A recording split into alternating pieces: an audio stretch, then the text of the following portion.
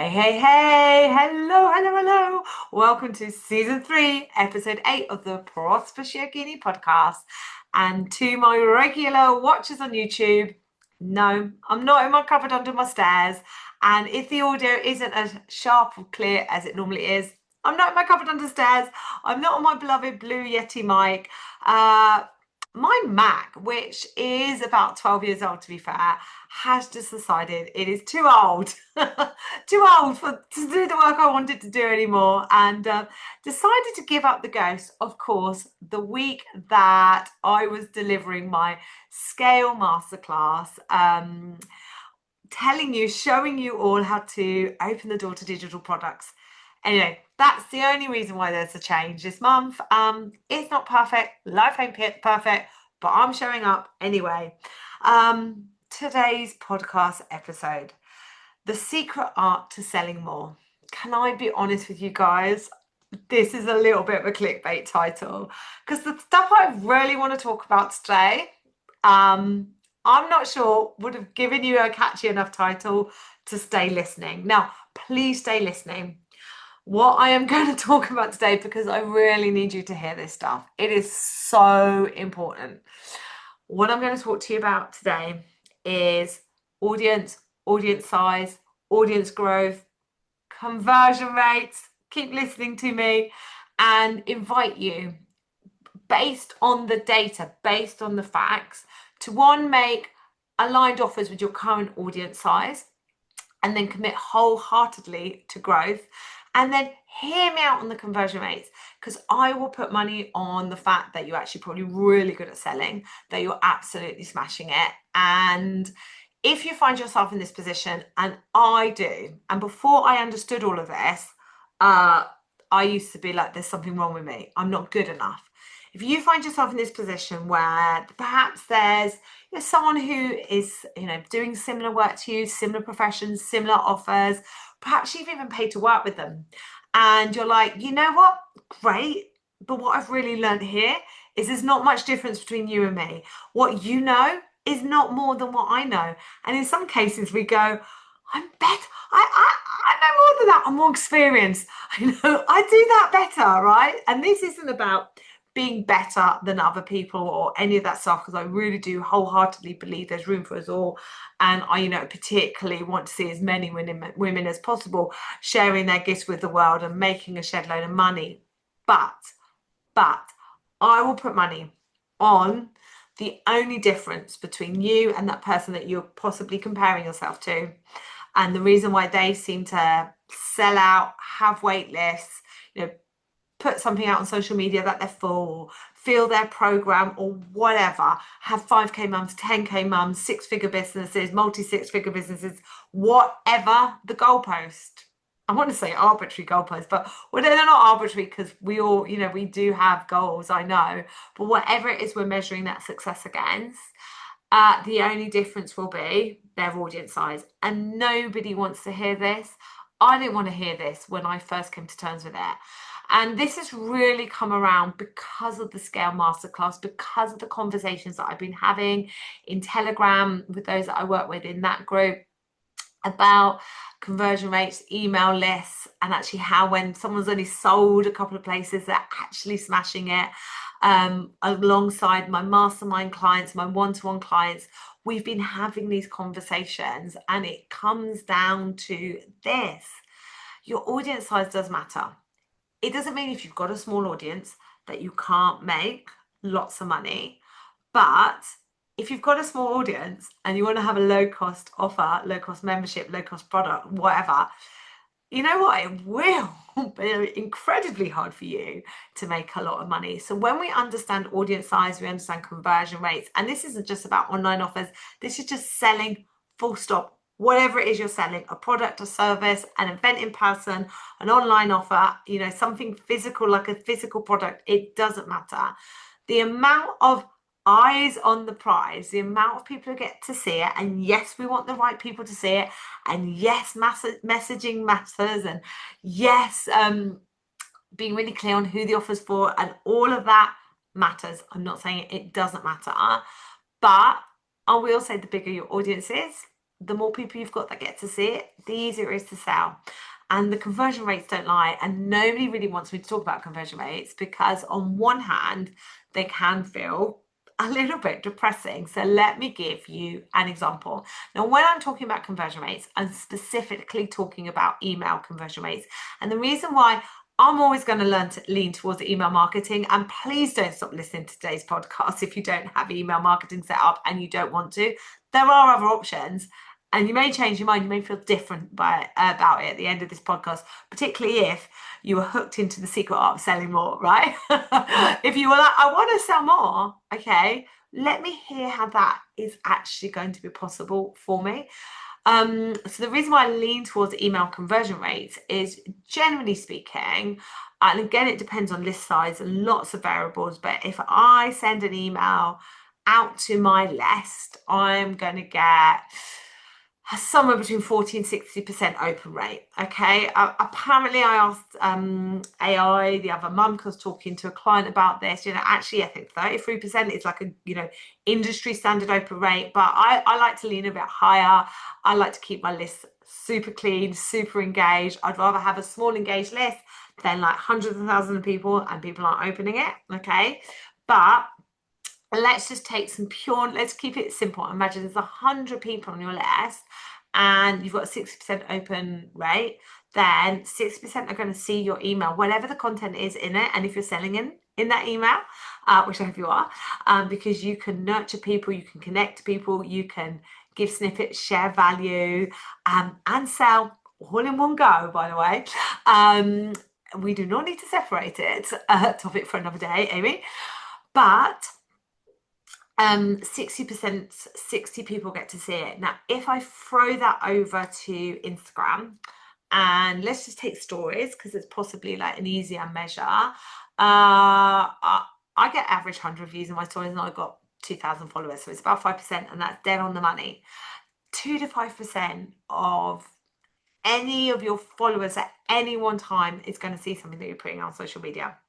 2 to 5%. So if you've got 100 followers on social media and you stick it in your stories, like 5-10 people might see it, it's not going to have the same weight, the same eyes on the prize as an email.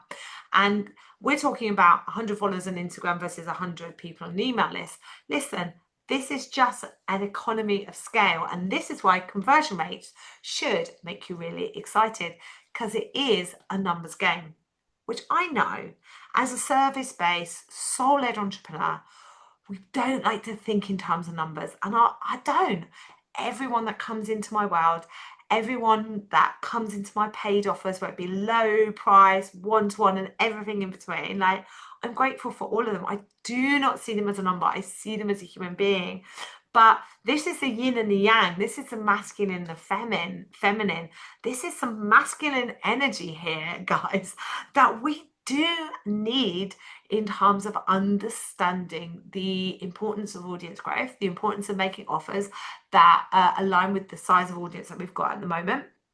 And understanding, actually, having I'm going to be like a non-delusional approach to how many sales we might make. And I'm allowed to say non-delusional because I have had so many times in my career where I've been utterly delusional about the amount of people that are going to come into X, Y, and Z. And actually, because of that delusional state and not really understanding conversion rates versus audience size, being really hard on myself, this isn't good enough, my copy isn't good enough, people don't want it, I didn't get the price right. And then actually, now I understand conversion rates. I've been smashing it for years, guys. I'm really good at selling. I bet you are too. So now we understand that an email list is going to get more eyes on the prize. What is, again, a conversion rate?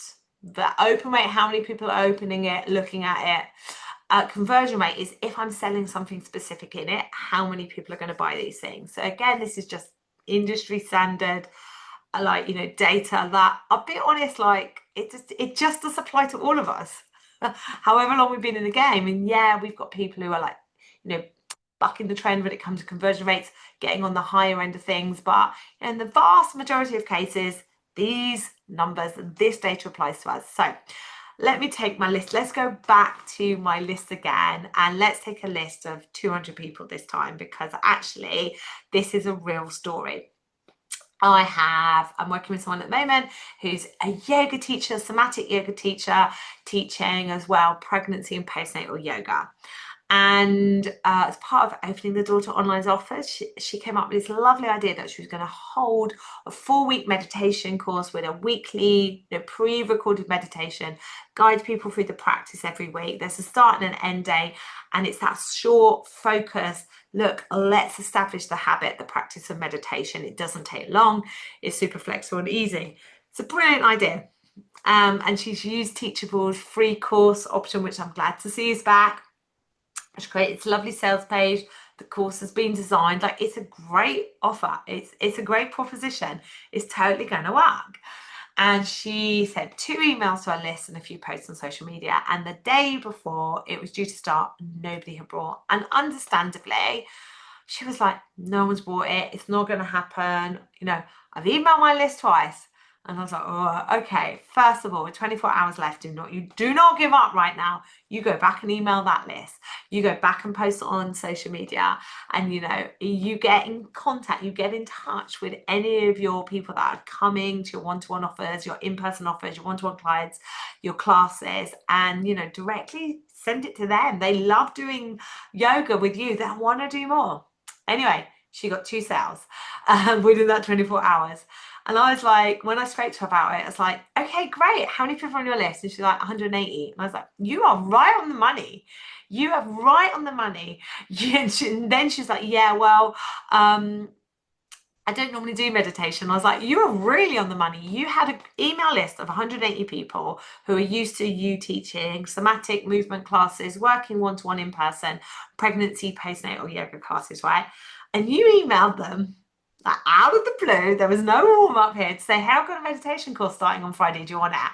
And 2 people bought. Like, this is a typical conversion rate for sending out an offer to like your email list, which are those people, your warm leads, the people that love you, right? Warm leads. There's so much language here that is so unfeminine. Bro marketing, I know, right? It makes me cringe. I will use the industry standard language, and then I'll fill in like the feminine, the female, the human touch that we as female business owners bring to the party, right? Anyway, I was like, you are right on the money with your conversion rate here. Okay, you are in on the online offer. And that changed everything for her, because she nearly gave up.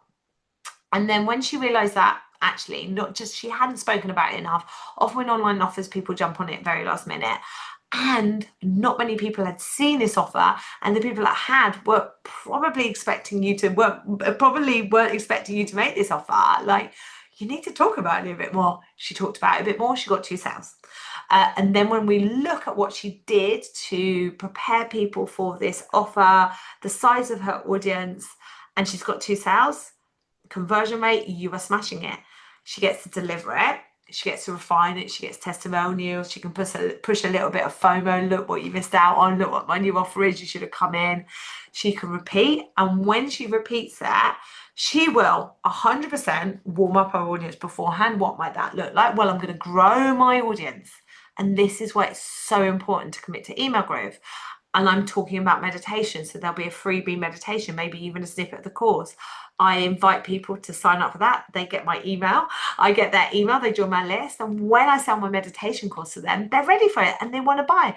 And my conversion rate goes up. And because my email list has got bigger, I make more sales. And I just get to repeat, and I just get to repeat. And then I come to a place where like people are used to doing meditation with me. And this course that I've been delivering sort of like semi-live with not an end date, maybe it can become like an evergreen course that people can buy of it anytime. Maybe there's offshoot offers from this, like meditation mentorship, or even an ongoing meditation membership. These things are hard to say. I practice this now. It just becomes the beginning. But notice how close this person was, this yoga teacher was, to just giving up, to thinking it wasn't for her, to believing like, the narrative of like, go into the online world and make, thousands and thousands of pounds just wasn't available to her. It absolutely is. What we've got to do is understand audience size, conversion rates. The open rate, send your email list an email. Open rate's going to be between 40 and 60%. Make them an offer that you haven't really prepped them for. They're used to you saying, hey, come to this, come to this. You make them an offer, conversion rate 1 to 2%. However, if you have a more planned approach, so let's just say, do you know what a great example, really easy one, is a wait list. So I've got a wait list happening at the moment for my yin yoga teacher training course that I run at Zenden every year. I've got a wait list running for that. And I expect like the conversion rate, the amount of people that actually want to do this, to be quite high, because the wait list is a expression of interest. So wait list is a great way to build a specific audience for a specific offer, which absolutely is not going to guarantee sales, but definitely going to increase your conversion rate, aka make you more sales. And people get to hang out with you and have access to your wonderful gifts and skills. It is win-win. Always win-win. Let's say let's stick with the meditations teacher and this four-week course. Let's say she'd been running this for a while and she had the idea to now extend this offer into a membership, ongoing membership. It could be people pay monthly and people pay annually for. We would probably want to have a bit of a build up, a bit of a seeding phase. So now we're talking about launching. So she may run like a 7-day free meditation challenge where there's a daily short meditation. That's the free event. Prior to that free event, there is warming up going on. She's talking about the benefits of meditation, why we need a daily meditation practice, how meditation has changed her life, how meditation has changed the clients that she's working with. We see that running through all of her broadcast channels. And again, we perhaps see like this lead magnet, this freebie, inviting people onto the list where they get that free meditation. So there's lots of building up. Then we have the free 7-day challenge. We give people a chance to opt into it. We run the 7-day challenge and then we launch the membership and people are ready to buy. If she just out of the blue emailed a list with the membership, some people might buy, but they're not prepared for it. When we prepare our people, our list, our people, our hottest fans, when we prepare them for a specific offer, we are more likely to see a higher conversion rate. We are more likely to see sales. So all of this, right, is requiring a little bit of planning, a little bit of strategy, a little bit of thought, which isn't as much fun as getting into, I've got the idea for this and I'm going to create the sales page and I'm going to create the Canva graphic and what hex colors shall I use, and let me spend some time planning the content or whatever it is I'm going to deliver. Like all of this stuff, I know it's lovely and it feels quite safe, right? The scary thing is the taking the action, initiating the plan and making the offer. But if you don't take those steps, then when you make the offer, you're not going to make the sales.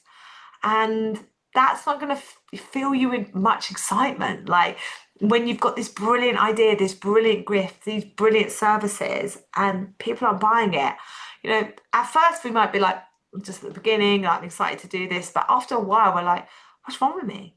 And all that is wrong with you is, alongside creating, delivering, and selling these brilliant offers, you need to commit to audience growth. You need to commit to growing that audience and nurturing that audience, because you understand that the more people that are called closer into your world and you nurture, you can let them see a little bit more about you and what you're about, the more likely that when you make an offer to them, they're going to buy.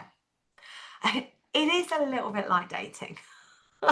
And I always laugh when I say this because I've been married to my lovely husband since 2009, or we've been together since our early 20s. So like, I don't know anything about dating and dating apps, except what do we do on the dating apps? I'm not sure if it's a swipe left or swipe right, but we are looking at people, aren't we? And first of all, we're making like that initial judgment. And if we get an energetic sort of like connection, we then look a little bit deeper. So we're like, follow, this is you. Oh, follow on Instagram, join the mailing list. What are their likes? What are their interests? Are we energetically compatible? Do I like what they're saying? Do I like what they have to offer?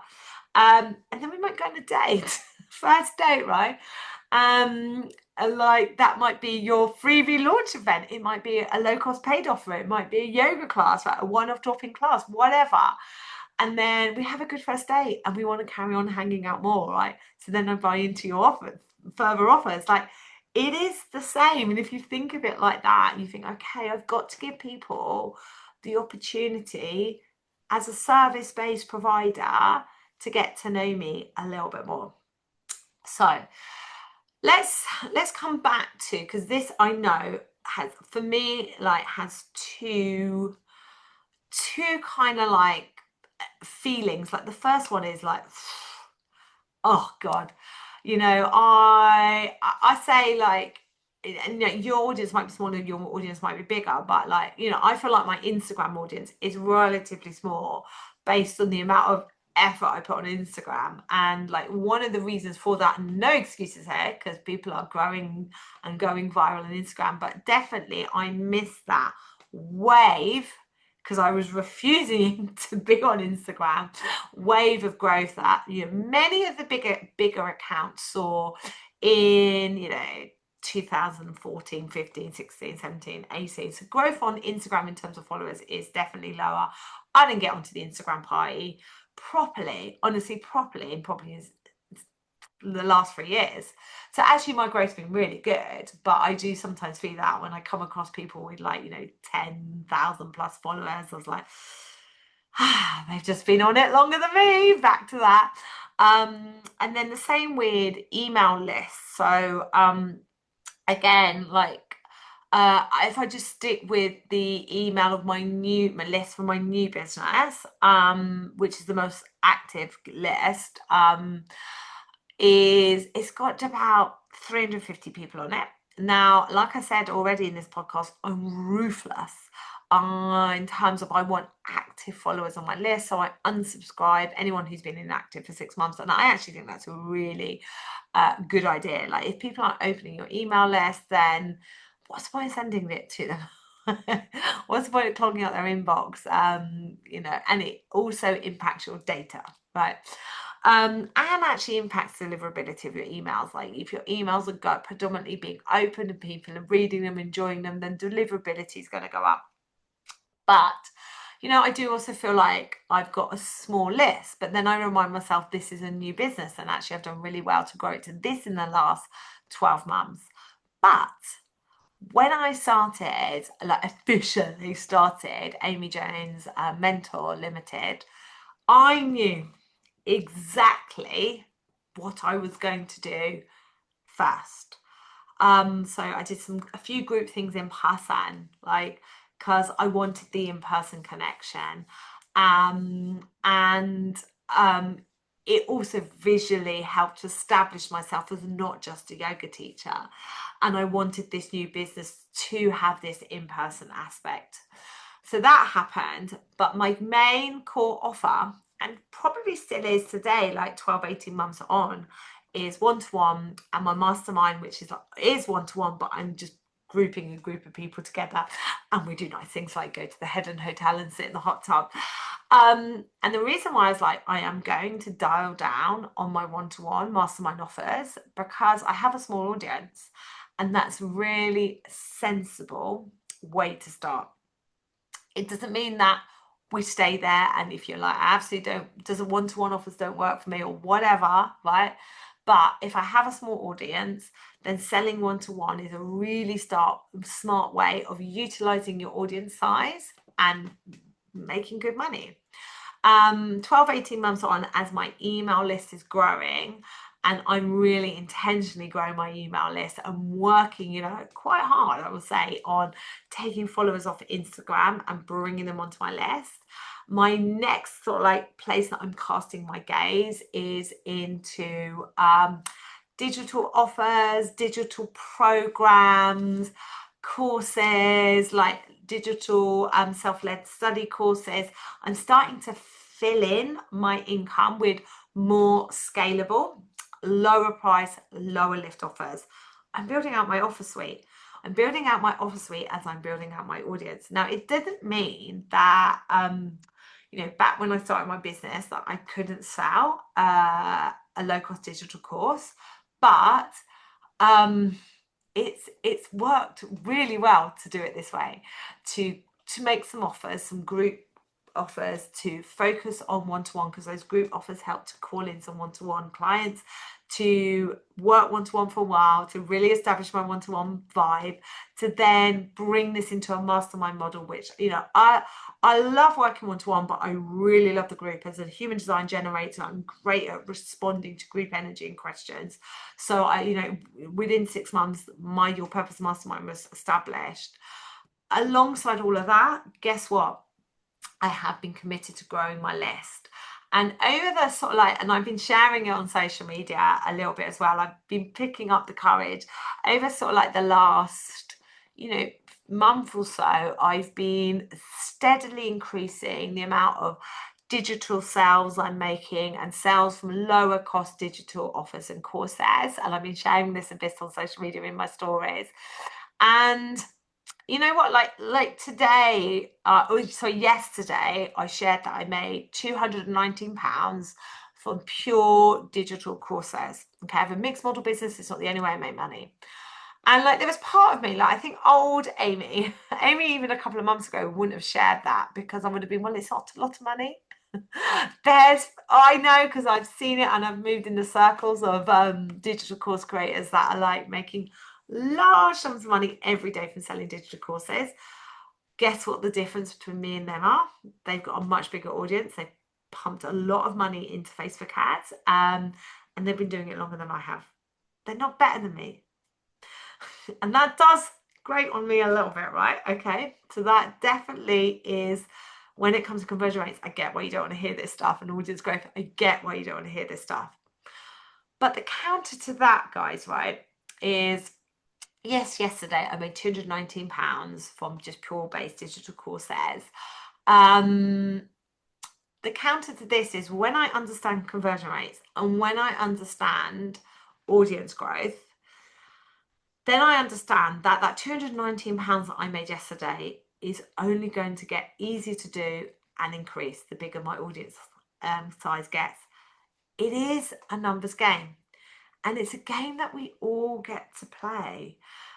When we understand that it's not about, well, they're better than you and they're more established than you. It's none of that. It is a pure, what have you got time for, right? What have you got time for in terms of your business? And make time for committing to growing your audience. And I will say, social media, Instagram, Facebook, bringing followers on from social media into your mailing list is a solid strategy. Nurturing your mailing list and predominantly selling on your mailing list, with also seeing that selling coming through to Instagram. Honestly, guys, there's a reason why most people do it like that. Of course, there are other ways, and word of mouth, I will always stand by word of mouth being king, right? Particularly if you've got in-person, physical business, but word of mouth doesn't happen overnight, right? And if you just rely on word of mouth, then people are missing things. Where if you're sending stuff into their inbox, at least they can see what's coming up next month, right? So having some strategy here and committing to audience growth, committing to nurturing and growing on social media, committing and nurturing and growing on your email list, knowing and making sales at the same time. So I think the problem is people well, I haven't got many people. I've got 10 people on my email and 50 followers on Instagram, and a WhatsApp group of 10 people. And I was like, you have an audience. I haven't got my phone here. If I had my phone, I'd put it in my hand and hold it up. You have a load of contacts in your phone. Utilize the audience that you have got. Make sales and offers aligned to them. Understand conversion rates, okay, and open rates. So email open rate 40 to 60%. So that's why, even if your list is small, it's great, because loads of people are getting to see it, right? Instagram, Facebook, average number of people at any one time that are going to see what's going on there, 2 to 5%. So that's why we feel like Instagram is like a content monster and we've got to be feeding this monster in order to get our message. We feel like we're repeating ourselves. Listen, you get to decide how much you play and how much of your time you dedicate to this, but sometimes it's better than no time, right? Using Instagram to, again, grow your audience, but funnel, invite, whatever word you want to use, people onto your email list, nurture that email list. And I have a saying, I feel like this might be the next podcast, so I don't want to go too far into this, but make offers, make money. You can never sell too much. And I think it feels like that sometimes, that, I'm just selling to my mailing list and no one's buying. If you are finding yourself in that and you're feeling like that, and that is a reality that you're experiencing, well, change it. Like, I'm always selling to my list and no one's buying. Right, then have a look. What is your open rate? How many inactive subscribers have you got on that list? Unsubscribe them. Okay, now let's reconnect to my list. Let's bring back a bit of energy. Go into your archives of like anything you've previously created that you could just gift to them for free, and send them this, right? Thank them for being there. Thank them for being part of your world. Here is this, and maybe the freebie that you're sending out is leading to something that you're going to sell to them. And then make them an offer, right?